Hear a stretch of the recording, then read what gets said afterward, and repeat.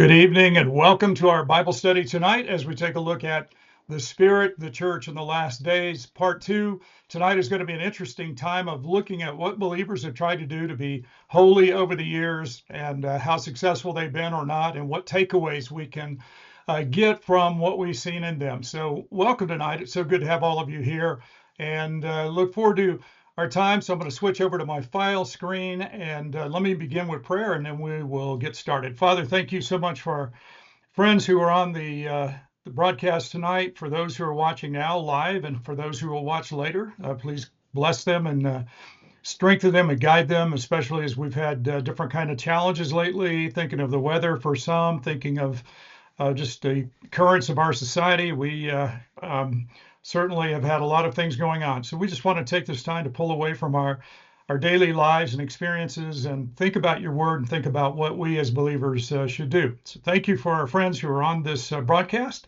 and we give you the glory in Jesus' name. Amen. All right. Welcome. So we've done the prayer, and tonight we're going to talk about holiness and the movement. And if you haven't figured this out, I this year am trying to maybe not so much be as rigid on the academic side of it and say I want to do X, Y, and Z, although there's a lot of material and certainly done a lot of work for it. But rather than try to take you through kind of a course, it's more, let's take a look at these things and let's explore the dynamics of what we see with holiness and what we see with what people have done over the years and some of the questions there. So it's a little more random, it's a little more loose, but that's all right. I think it's good. And you'll see tonight that I thought about giving you more material about the holiness movement A and B and all these things, and A split from C and C split from Z and all that. And I thought, let's just not, because you're not going to remember it all, and I'm not going to remember it all, and it's a lot of detail, and I don't think that's necessarily why we're here tonight. But I want to surface some really interesting things. So already we got some people signed in. It's great. David from North Carolina. I'm hoping and praying that you do get more relief help up there in the days to come. Jim, great to have you, and Paige. So we've got our Guanetians here. Nancy, good to have you as well, and Ronnie, and George and Ann, Steve and Sarah, Patricia and Sid. What a great name. Mia, I don't know if Scott's here tonight or if he's taking a nap, but Mia, good to have you as well. So we got our Colorado contingent, and Mike and Julia, great to have you as well. So yeah, I understand you guys are getting quite the weather. We've had it here, of course, but we're supposed to because we're Colorado, and I understand that in the East, even like in Pensacola, it's been crazy. So yeah, what a time. So welcome everybody. Let's get into it, and quickly wanted to show you the framework we've used in terms of historical timeline of the last 500 years of church history. And as I've been reading the life of Thomas Cranmer, who developed the Anglican liturgy, it's just been really fascinating to look at that period in the 1500s. And about the time he was getting some things settled, he got burned at the stake. So, it's just one of those lifetimes, as the Hindu said. So anyway, that was totally a joke. Don't read into that. So during those times, after the Reformation began, you had issues related to the salvation and what we teach about that. And Cranmer and the people in the church in England were really going toe to toe about some of those dynamics and issues. The structure of the church, that will come out with them for sure. Well, then later you go in history to where we are tonight, 1800s, 1900s, and you see the changes that are taking place, but still similar issues surfacing, like how do you get saved? How are you saved? What do you do after that? How holy is holy living? Can you be perfect? Those kind of things. End times or last days. We're going to get into that a little bit more coming up, but we do touch on it a bit tonight. The structure of the church, all these kind of questions just keep going around and have been going around for years. And so it's fascinating.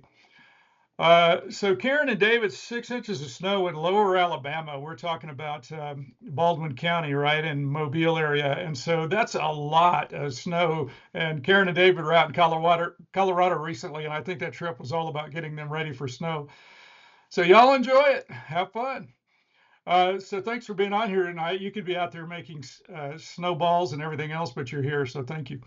So the church structure in terms of denominations, I've shown this to you. So just quickly, just going back to the things after the Reformation began, and then 1730 or thereabouts, you have John Wesley and his movement of methodical discipleship in the Anglican Church. And eventually, because of the issue with the colonies in Great Britain, basically they pulled away and had the Methodist Church in America. So we're summing all these things, boiling them down, but basically that's what happened. So you had a lot of changes as a result of the revolution. That's because you're now going to have the Episcopal Church, the Methodist Church, those things. And then later during the Civil War, you'll have more splitting, as you can imagine. But in the 1840s, thereabouts, you have the holiness movement rising out of Methodism. And that ultimately will lead to a number of things. And frankly, just too many to itemize. But a lot of our well-known denominations and such came out of the holiness movement. You'll see tonight there's the Pentecostal movement, which will kind of arise out of it. And then we will have the charismatic movement. I'm going to get into that later. We're not going to get too much in the charismatic movement material tonight. But anyway, so we've talked about these things, but just to understand, when we talk about holiness, holiness is a concept of our spiritual lives, but it's also a movement. And in some cases, it's the name of a denomination or part of a name of a denomination. So that might help you a little bit. And if you're confused, hey, it's the way it goes. We're all confused, but it's so complex. This is how we get thousands of denominations. So I mentioned last time, 1857 to 59, the Layman's Prayer Revival in New York City. Jeremiah Lanphier is one of my heroes. Talk a little bit more about that, but the higher Christian life idea was popularized there. So people use that phrase, what does it mean? It's kind of tied into the holiness movement for sure. Free Methodist Church in 1860. Now we're talking about kind of the descendant of John Wesley. He founded, in effect, what would be the seedbed for these things. It was founded on the ideals of equality, holiness, and the abolition of slavery. So we're dealing with 1860, immediately before the start of the Civil War in the U.S. National Holiness Association has camp meetings, and they are described as a Pentecost event. Dwight Moody, you know him, very famous preacher, 1871. Moody was kind of a rough and gruff guy, but the Lord really used him in many ways. He experienced an endowment of power. He preaches in the U.S. and Britain, and in 1890, he dedicates the Chicago Bible Institute, which later became Moody Bible College. And for those of you guys that I went to Grace Church with, which is a number of you guys on this list, in Snellville, Georgia, we had a lot of our young people at the time going to Moody Bible College, and I think we had quite a few. I can't remember the total number, but a lot of them went there. Well, that is ultimately from Dwight Moody, who's a great man. And so one of the themes here as we go through this is like, we're not sitting here saying this group is good, this group is bad, everything in this group is good, or everything is bad. There's a lot of blending. I mean, just think mashed potatoes and the stuff you put in the mashed potatoes and then you pound them and, mash them and everything else, and this is what you get. Well, that's kind of, to me, what the church structure and timeline is now. And so there's some really good things, and out of the holiness movement have come some amazing things. And yet there is a lot in the theology that I don't agree with, but there are things I do. I mean, it's just one of those deals. If you're trying to find a church that totally agrees with you, then it'll be a church of one, and that's about it, probably. 1874, Hannah Whitall Smith, The Christian Secret of Happy Life. She and her husband, Robert Pearsall Smith, promoted holiness in England. So you may have read that book or heard of that book, very influential book. This is Jeremiah Lanphier, and I love this. Invitation to Pray. This was on a street in Lower Manhattan in New York City. Then it got moved to the King's College lobby. I'm not sure where it is right now, but basically it's there for people walking by to pray. And he is the one who was so instrumental in the Layman's Prayer Revival, and he was a businessman, and that thing affected thousands and thousands of people, and just really the impact of it went around not only the United States, but around the world. It went over to Europe. So to me, it's just an incredible story. It's one of the coolest stories in church history to me, and I wish I had more time to get into it tonight, but Lanphier, New York City, the invitation to pray. So I think that's just so cool. So look it up. research it a little bit, and just in case we don't ever get back to it, but someday we will, I hope. So in 1875, the first Keswick convention we had when I was in high school in St. Petersburg, Florida. We had a Keswick group there in the county, and they had a radio station. And one or two of my buddies actually broadcast on the radio station, so it was cool. So you have the Keswick Convention, and holiness conventions later meet in Cincinnati and New York City.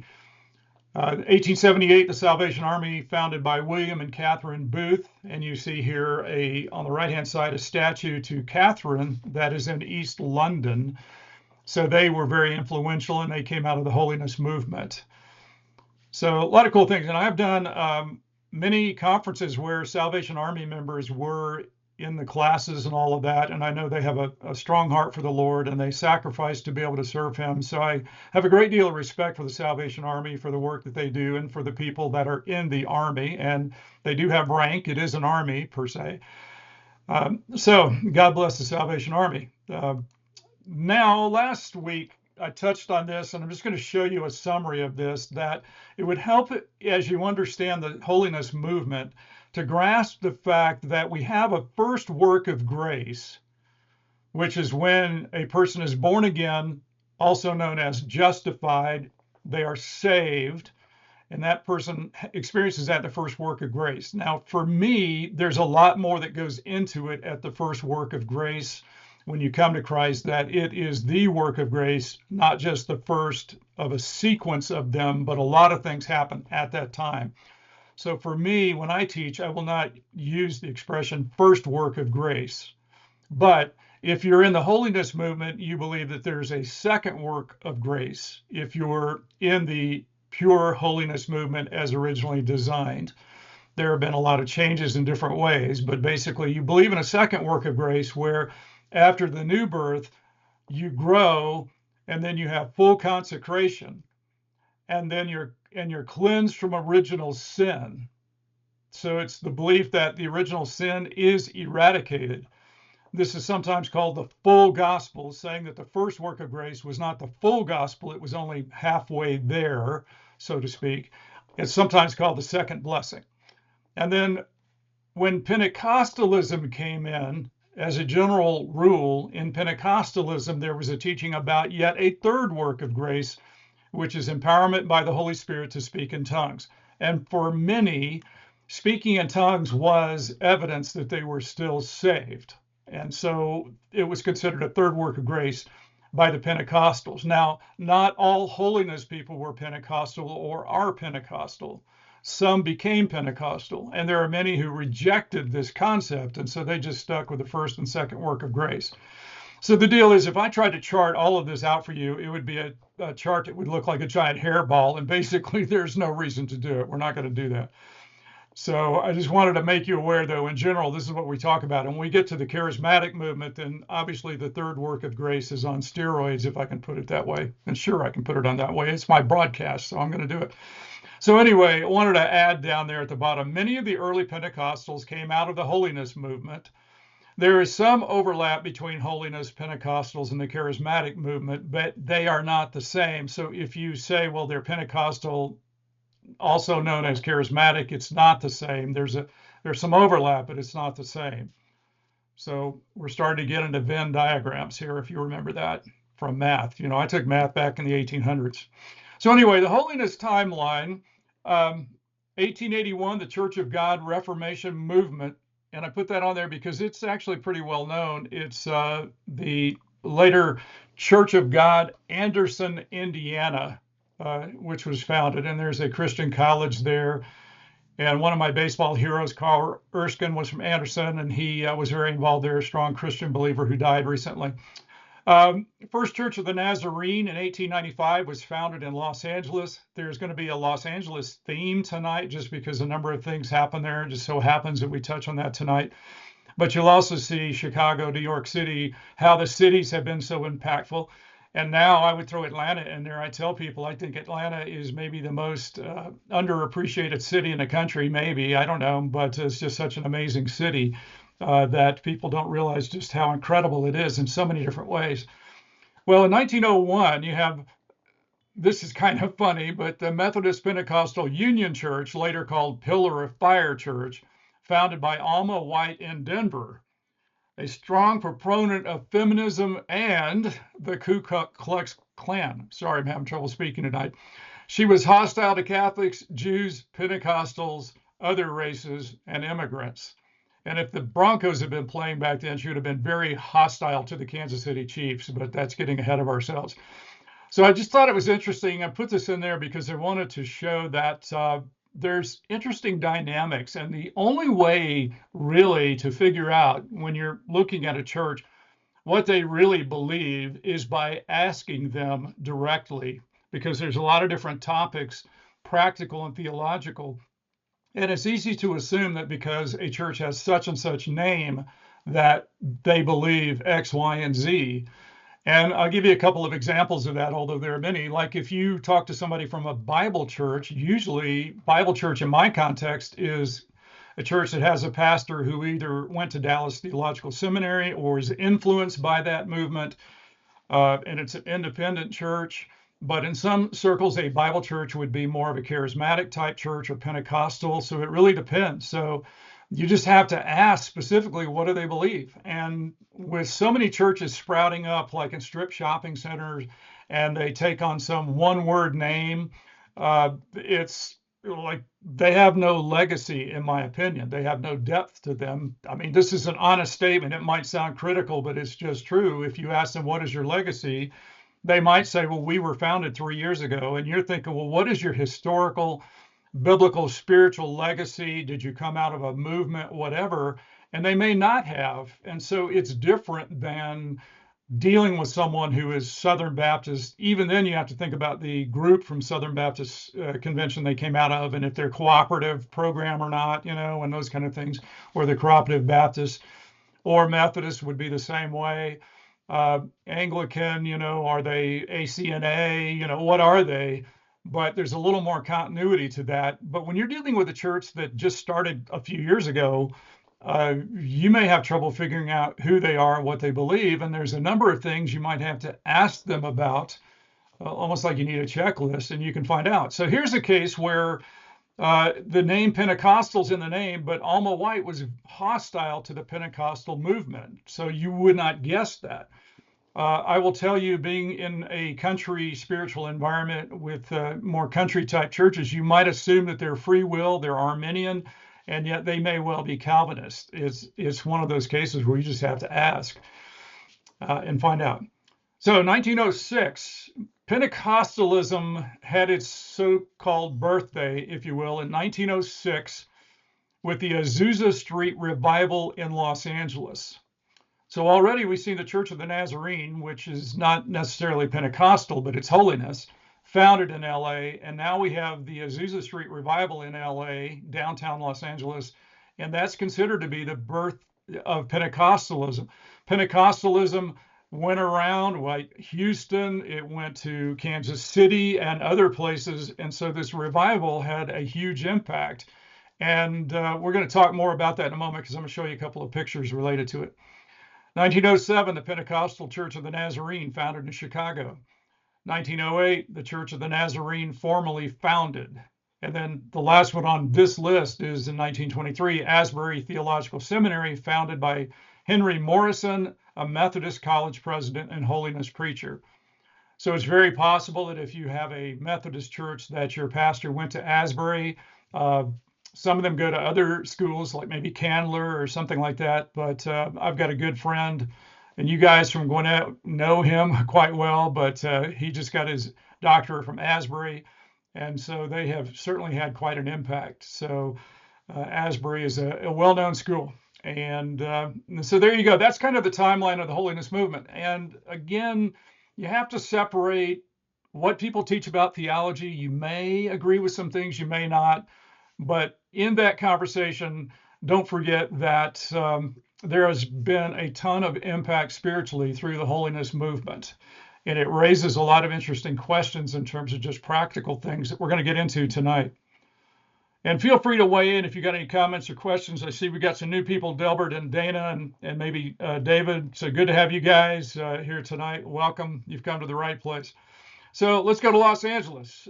Why not? The Azusa Street Revival here in downtown LA. Last year I was there for a baseball game, and I was right around the corner. This is on the edge of Little Tokyo now. But that building, the upper left-hand corner, that says Apostolic Faith Gospel Mission, that's on Azusa Street. And that building had been used for a lot of things, including as a stable. And so at the time, they got this ratty, rundown building that the Los Angeles Times said nasty things about the building. And because they'd had all of the horses and everything in there, there were a lot of flies buzzing around. But they had this small building, and on the lower floor, that's where they would meet. And they actually would have, when the revival really got into its full, they had up to 1,500 people trying to get into this tiny building. So, and it was a crazy environment in many ways that eventually just got known for a lot of expressions, sometimes shrieking and this and that, and a lot of behaviors that were just like over the top. And so there was the preaching of the gospel, and there were things that happened missionally as a result of it. But it was also known for that emotional excess. And it's similar when I read about it to things that we saw in the Brownsville revival in Pensacola, and we saw in the Toronto blessing experience, some 30 odd years ago, where you had the holy laughter and things like that. So obviously, in its circle, it had a big impact, but outside of that circle, it was much criticized, and certainly was criticized in the Los Angeles papers. Now that spot exists today. I wish I had known, because again, I was right around the corner, but this is the corner where that building was. And recently somebody adopted this building that pre-existed there, and they have made the Azusa Street Prayer Tower. And there are a lot of good ministry things happening in LA. There are people that are trying to bring revival in different ways. And one of them I'm involved in a bit is the Hollywood Prayer Network. And there's a lot of things going on in the Hollywood community, not counting the fire, but I mean, way before that. And different people that are drawn to Los Angeles to have a spiritual impact, to be missional. And so that's really cool. So don't throw the baby out with the bathwater. But the Azusa Street Revival is hugely significant in church history, because this is the beginning of the Pentecostal movement. And then that was in 1906. It lasted for a few years. And then some 40 odd years later, something that was also extremely huge, the Billy Graham Los Angeles Crusade, 1949, which lasted for, I think, several months. But I think it went September to November, if I remember right. But the big thing about this was that more and more people started coming out. It's estimated that about 1/3 people came out ultimately for the revival meetings in the tent. And I think they even had sawdust floors there. The street corner it was on, Washington and Hill, that building in the background, the white building, still exists today. Where the tent is, though, is now another building, a commercial building. But this was huge. The Los Angeles Times promoted it. So they were told to promote it. And so this got Billy Graham's name circulating around the country, and it put him on the map. And this was the thing that really launched Billy Graham. And the impact, I mean, to state the obvious, has been just incalculable. And this was considered to be where he really launched his work, or honestly, God really launched it through him. Graham is just such an amazing man in church history. And his prayer when he was, I think, in Bible college, he went to Bible college around Tampa, Florida, but of him being found on his knees in a field, just praying that if he ever lost his humility, that God would take him. He's just an amazing man who sold out to God and let God use him in powerful ways. So the Billy Graham Los Angeles Crusade, 1949. And of course, many spiritual things happened in LA. Within 10 years, the Dodgers moved from Brooklyn, but that's another story. So I threw that in for my baseball fans. So the holiness movement was built upon the doctrine that one can attain freedom from sin. So I'm going now to the theology of the holiness movement, and I want to do this because I want to create a few questions for us to consider tonight, and feel free to weigh in on them. So I'm heading that way now. The timeline is done for the moment. Can you obtain complete freedom from sin? Well, I would say that yes, when your body of sin dies, then and you go to be with the Lord, you have full, complete, eternal, holy sanctification 100%. But until then, you still wrestle with the sin nature. But in the holiness movement, it's more complicated. This is something I did not read to you last week. This comes from the PDF. I have it. I could get it to you if you want it, but it's the Discipline of the Bible Methodist Connection of Churches. So ultimately descended from John Wesley. And this comment is made. It's in this document. I lifted it straight from the document. Though its control over the believer is broken, inherited depravity continues to exist in the nature of the regenerate until the heart is fully cleansed by the filling with the Holy Spirit in entire sanctification. And it is believed that this happens after salvation, but on the earth. The child of God is cleansed from inherited depravity and empowered for more effective service. It is subsequent to regeneration. In other words, you come to Christ, and then afterwards, this will happen. It is accomplished in a moment of time, such as in a church, when a believer presents himself as a living sacrifice, holy and acceptable unto God. The Spirit-filled believer is thus enabled to love God with an undivided heart. This raises some interesting questions. And by the way, if I'm going a little fast with all of this, let me know and I can slow it down a bit. But I want to get to some of the questions in a moment. R.T. Williams, who's quoted by Orton Wiley in Christian Theology, makes a comment that I think at least honestly puts it out there for what it is. He said, "It is folly to try to pass as a believer in holiness and at the same time question its doctrine of eradication. There cannot be such a thing as holiness in the final analysis without the eradication of sin. Holiness and suppression are incompatible terms. It is holiness and eradication, or holiness not at all." And he is referring, I think it's he's referring to on the earth in your mortal body, not just when you get to heaven. So saying that basically you have to believe in the eradication of sin in order to have holiness. You can't have both. You can't wrestle with sin. You can't just suppress it and try to suppress it and be holy. They are incompatible. It's like, that's a strong statement. That would mean if there's sin in your life at all, just on the surface of it, it would say if there's sin in your life, you're not holy, and it really would say you're not saved. So you can see why people get neurotic about their lives if they think that one false step is going to send them to hell. And I know in my times witnessing to people that it's a real concern humans have about works and about what we're supposed to do and why. And it is so easy to think that you're buying your spiritual life or you're gaining God's favor because of the works you do, as opposed to saying your work could never achieve holiness. You do it because you love God. So it's putting the cart before the horse then to say, well, you know, I've got to work to gain God's favor. But I believe that that's one of the fundamental things that humans wrestle with. If you agree, let me know. If you don't, you can let me know too. So John Wesley himself, we showed last week this quote, "Every voluntary breach of the law of love is sin." So you see what he's doing here in effect is he is defining sin as being a breach of the law of love. So I have read, I don't think I put the quote up here, but I've read it. The idea is that when you fail to love, that's when you have sinned.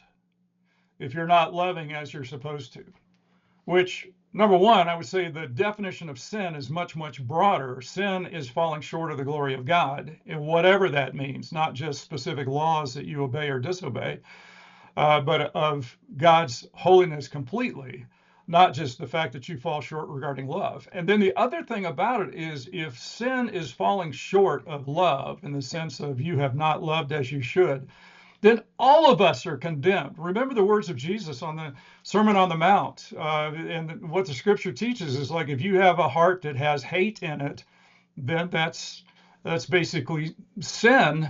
It's not loving. And so I would think that with us believers that we are falling short all the time. And what does that mean? That you have to be resaved? Well, you can't be. And that's why I believe strongly that when you come to Christ, you're given multiple things from God, including the sealing of the Holy Spirit. And this issue is done away with. And so then the idea is you're supposed to grow before the Lord. And that walk is sometimes up and down. But as you grow before the Lord, then you're achieving a higher level of practical sanctification in your life, of practical holiness. Because I don't see how you can begin to say we rationally have a system where any lack of love means that you're a sinner and you're condemned at that point in time. Condemned in the small sense, yes, in the sense of God condemns your sin, but not your soul. Your soul is not condemned. The power over sin, Wesley would say, basically is a basic thing you get when you first get saved. It's like getting, if my words, like getting a car that doesn't have many options, but you've got a car, basically. And Christians will transgress and must confess.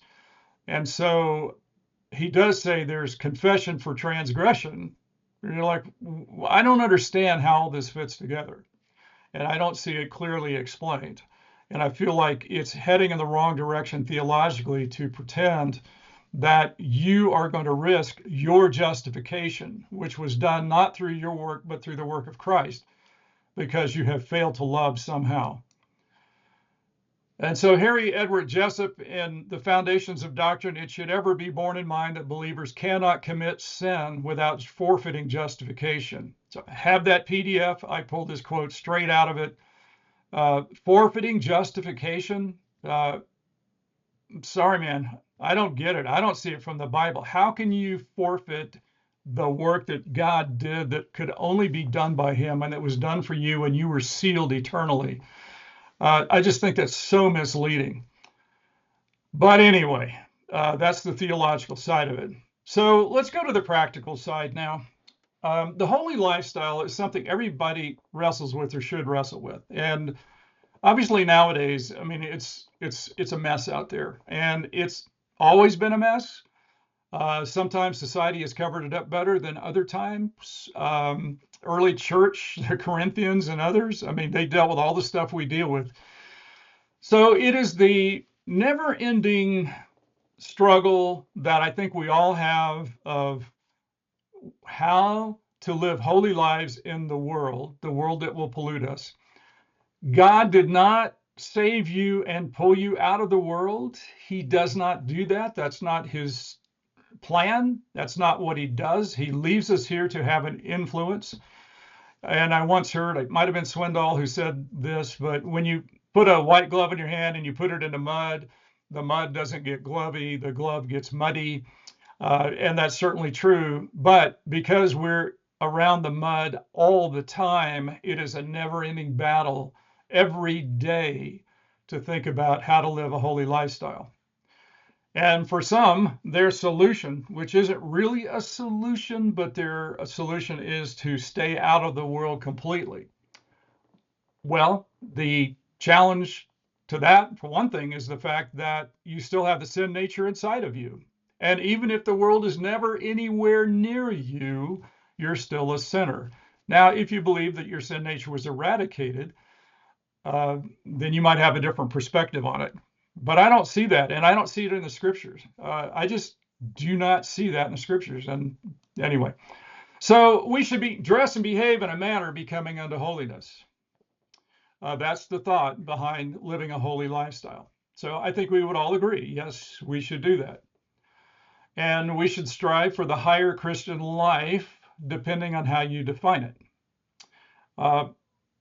I remember a Bible teacher who taught that his perspective on the mature Christian life was, he called it the super grace life, because you had a super extreme understanding of God's grace and you lived accordingly. And then he came up with ultra super grace and all this kind of stuff. And it's like, whatever. The higher Christian life. Why don't we just say the mature Christian life? What looks like the mature Christ honoring life? And so over the years, as you know, people have wrestled with this. And then the holiness movement, they really did. And then some churches pulled away because they're like, we don't want to be quote unquote legalistic like that. So there's a number of issues: modest dress, hair, makeup, adornments? What's the extent of jewelry you can wear? What about makeup?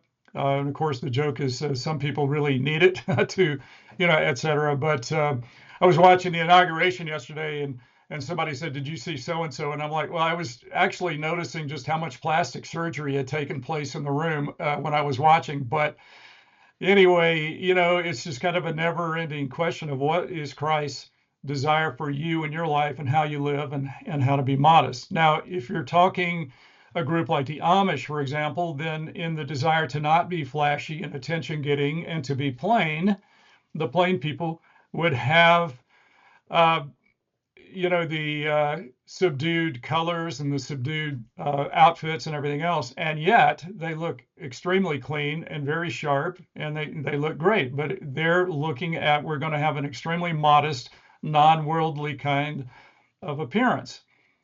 So that's where you would get that. But what about for everybody else? If you've got 5 inches of makeup caked on your face, is that suitable? And to get away from just picking on the women, let's talk about men and their lifestyle and their dress. Should a man be in a suit? Should a preacher be in a suit and a tie? Should it be a three-piece suit? I remember when I was with Walk Through the Bible, at first you had to wear a suit, and it was kind of the days of the three-piece suit. And then at one point, the president sent out a memo saying, "Guys, quit wearing three-piece suits because nobody wears those anymore. So just wear a two-piece suit." And now in many places, you see the three-piece coming back. But America has become a nation of slobs. Let's be honest. You get on an airplane, people are in pajamas or shorts or whatever, and you come to church, and this is my own personal bias, but I feel this way strongly. I don't see why a preacher would get up proclaiming the truth of Christ and look like a slob. I mean, to me, it's a matter of disrespecting the church. And yet, if you go to the other extreme, back in the day when a lot of us were raised, it was like you had to dress up for church and put on your best because you want to bring honor to God and you want to look good. And if it's Easter, then you can really show off. So there's a fine line between trying to honor God with your life, trying to show respect, and trying to show off and get attention. And so it does become an issue, I think, of Romans 14. Let each person live as they're convicted by God. I am not going to form a movement called Slobs for Jesus. I just don't see it. But for some people, it's like where you're focusing on the external. Everybody focuses on the external. Everybody notices what people wear. It's the way the world is. So anyway, sorry to jump at the screen, but I mean, it's like who doesn't notice those things? And I find it really interesting. If you look at, I'm getting off to the side, I know, but a group of men and women, the women will be dressed really nice. The guys will look like slobs. If I'm in Midtown Atlanta and I go out, the African American community looks fantastic. They look sharp, and it's like it's really interesting that they have that perspective that they want to live that way, and that they want to be that way. And to me, it's a matter of respect. Now, y'all might disagree. If you walk around in t-shirts and sandals all the time, you might think that I've gone off the deep end and I've gotten legalistic. But I raise the question, in our lifestyle, what honors Christ? What about tobacco? Okay, smoking tobacco obviously medically is not good. Now chewing tobacco is not, but back in the day, a lot of people would never be seen doing X, Y, and Z, but they would smoke. For some people, it was a no-no.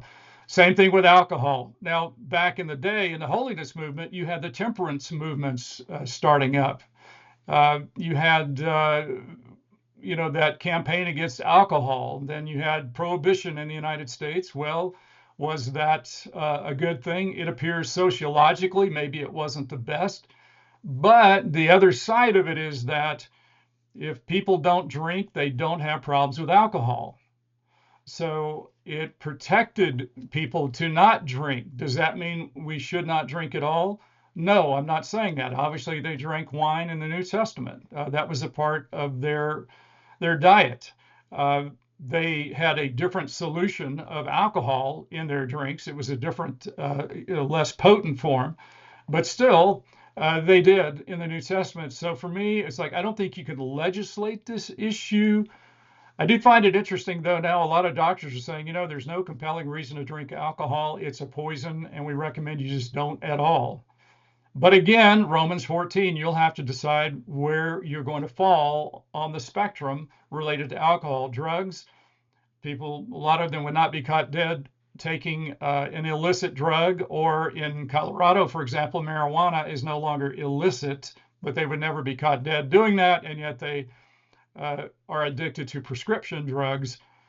So I'm like, why don't we talk about the difference there? I'm not sure I see it, but anyway, now I'm meddling. Entertainment, theaters, movies, TV, internet, same kind of things. There is no easy solution here.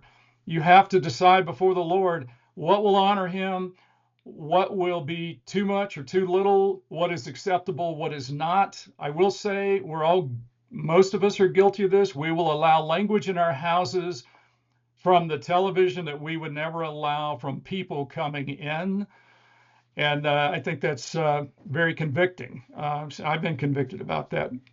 Movies, TVs, internet, and our society now, because we're now letting everything hang out in a way we didn't before, it's just crazy. You can't really escape it.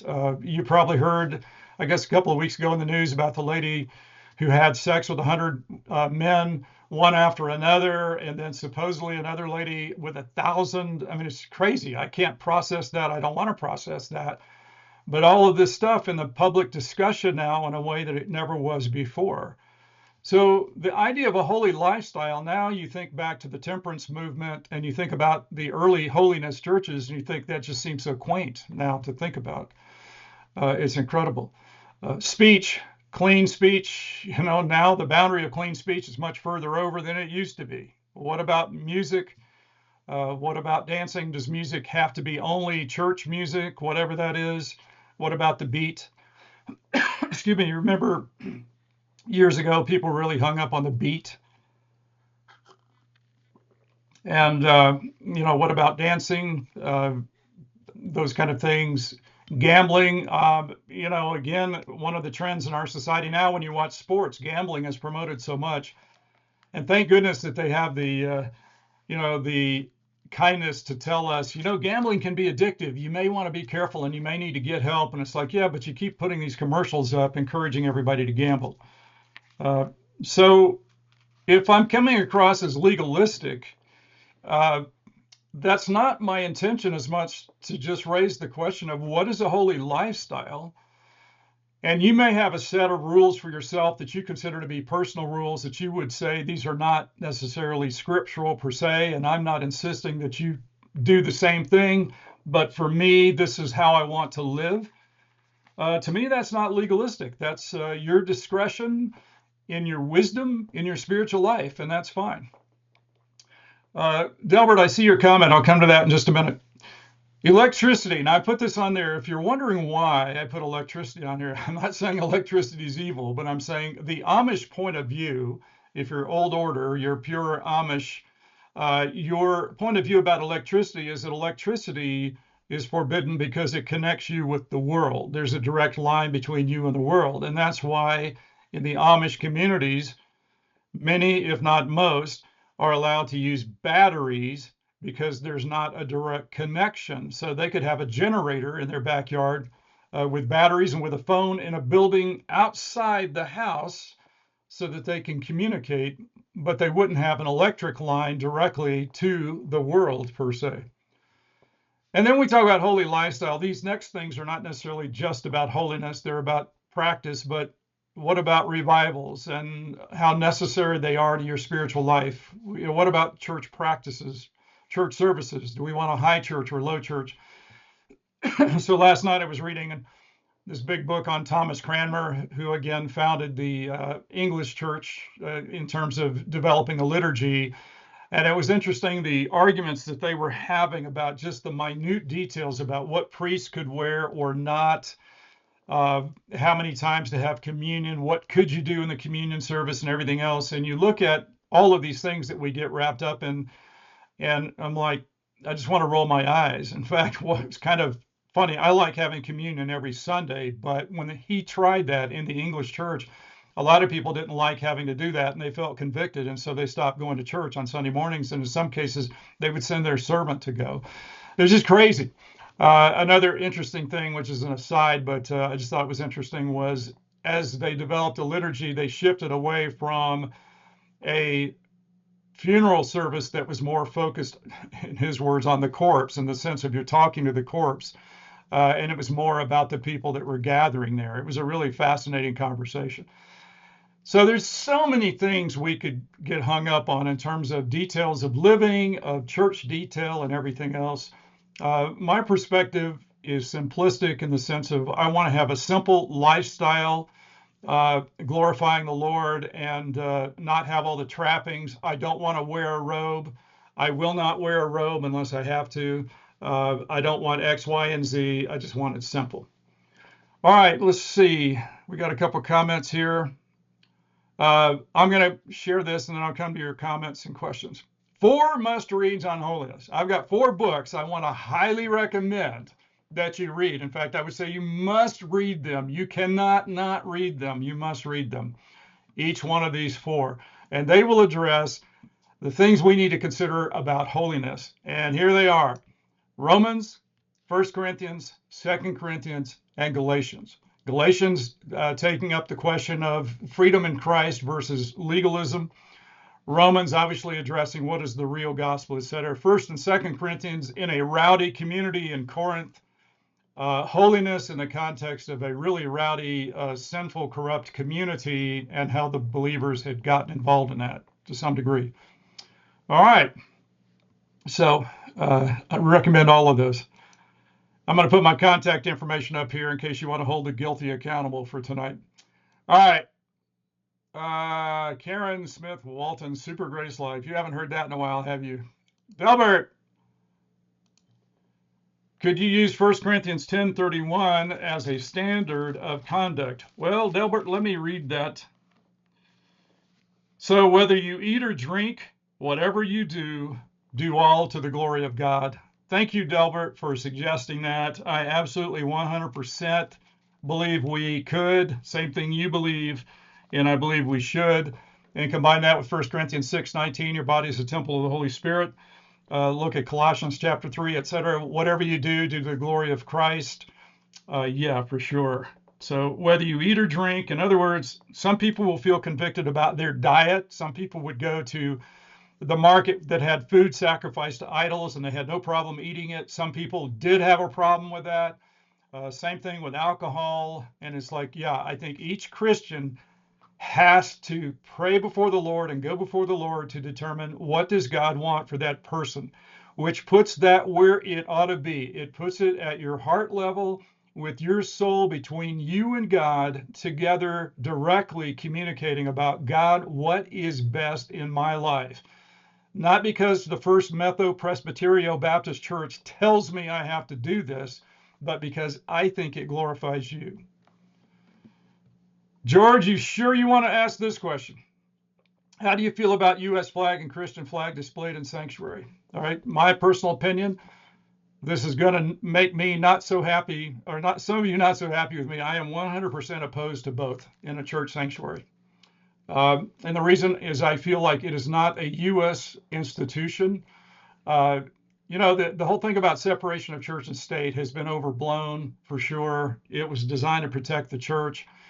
But I feel like putting the U.S. flag in there is just like, And the Christian flag, to me, my personal opinion, does not exist. It is for an entity that does not exist. So to me, the Christian flag is a waste. I'm being very, very honest here. Unfortunately, this is going to go publicly on the internet, but I would not put either one of them in my sanctuary. All right. I'm not sure that's the answer you wanted, but yeah, that's how I would look at it. Anybody else? Now that we're getting controversial here. If you're a pastor and you want to do some of those things, then have at it. So many things are cultural, and I'll close with this unless somebody has a question or a comment. I am now mentoring a young pastor in Africa in a place of persecution, and some serious persecutions going on in the country. And in the part of the process of doing this is done, coordinated by Dallas Seminary. Dallas reminded us, hey, remember that a lot of things we consider to be absolutes are actually cultural. The question, for example, of the flags in church is a cultural question. There are a lot of questions that are related to that. It's interesting that for me, as an American Christian pastor, when I go to a place like India or Africa, then there's a certain level of dress and respect that's expected there. There are titles and everything else. Like here in the U.S., guys like just call me by my first name, but actually that's offensive to a lot of people in those communities.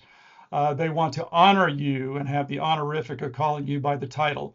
So I am not hung up on being called doctor, but in that context, it fits well, it fits best, and it's best for me to dress appropriately, to have a suit, to wear a suit and tie, and it just fits the context. So understand that a lot of these questions before us ultimately become cultural questions. And I think, like Delbert, you pointed out 1 Corinthians 10:31, I think that's a classic example. The verses in scriptures are like, we're not going to tell you exactly what to do. We're going to tell you to go before the Lord and get God's direction about it in your life. Another comment. Comments are finally coming. This is good. Are you saying the process of sanctification is holiness? I would say the process of sanctification is the process of holiness that has several steps to it. There is the positional holiness that we have in Jesus Christ. That is our eternal standing before the Lord, even now, where we are perfectly holy in Him. And there is the practical sanctification of becoming more and more like Christ on this earth in our bodies of sin. Now, it is true that we're not sinners. That's not our identity in the sense that we've been freed from that. 1 Corinthians makes that clear. But we still have a body of sin, and we can give in to that temptation.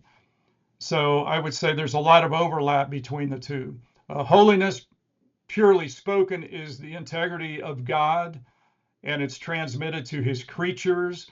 When they have integrity, they don't sin, they have integrity morally before Him, it's transmitted. Sanctification is more of a process in terms of how to make an unholy thing holy. And so there's a lot of overlap between them, but I think that they're different words. Even if they sometimes are synonymous, they're still different. I hope that answered your question. Anybody else?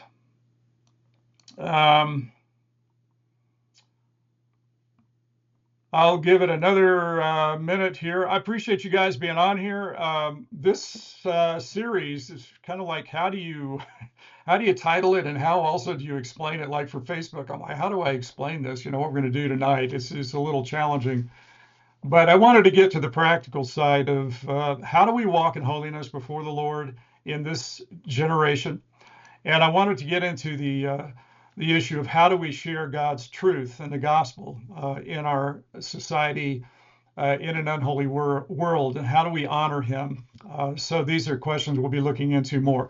Where we're going to go next, I'm going to take the Pentecostalism side in terms of telling a little more about that and how it developed and how the charismatic movement came and how that actually has affected people a lot in the last 100 years in terms of how they think about future things.